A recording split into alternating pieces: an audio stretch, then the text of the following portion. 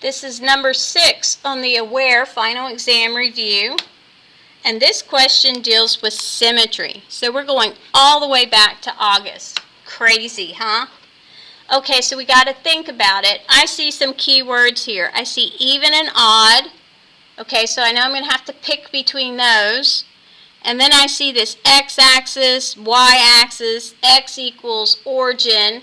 So I'm going to have to pick between those because it says all. So I know I'm going to have one pick there and one pick between C and F. And then I see this crazy function format.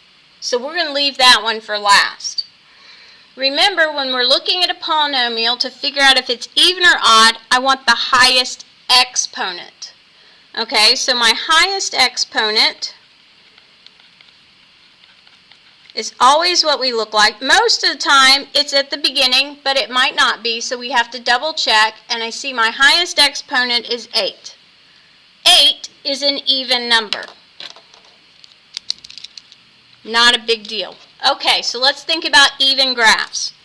Even graph, remember that was like our quadratic and our absolute value, and both of those even graphs, we could cut it right down the middle vertically. So if it's a vertical, what am I doing? Well, that would be symmetry about the y-axis because it is the vertical symmetry. So then we have to figure out this function notation. What does this mean? Remember, f of x is the same thing as y. So letter G says the y on the right side equals the y on the left side. Okay? Because this is negative x's on the left, positive x's on the right. Is that true? My y values would line up left and right? Yes. Okay? Well, let's look at letter H just to be sure.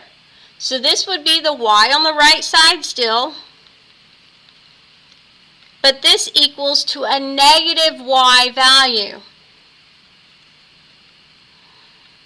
on the left side. Okay, because there's actually a negative sign missing in there. I need to fix that online. Okay? Well, is that true? No.